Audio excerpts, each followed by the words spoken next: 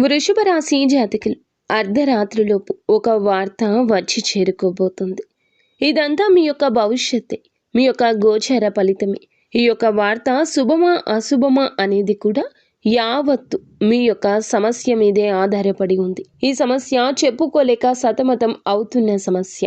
అది మానసిక సమస్య కావచ్చు, ఏదైనా మానసిక వేదన కావచ్చు, అనారోగ్య సమస్య కూడా కావచ్చు. కానీ దీనికి ముగింపు పలికే సమయం కాలానికి విడిచిపెట్టారు. కాలం ఇప్పటికీ సమయం సందర్భం వచ్చింది. అర్ధరాత్రిలోపు మీకు ఆ బాధ తీరక మానదు. ఎప్పుడైనా సమస్యను చూసి బెంగపడవద్దు, బాధపడవద్దు. భగవంతునిపై నమ్మకం ఉంచండి.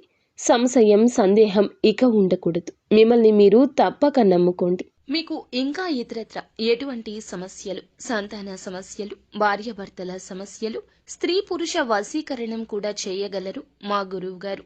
3 రోజుల్లో పరిష్కారం లభించును. నమ్మకంతో సంప్రదించండి.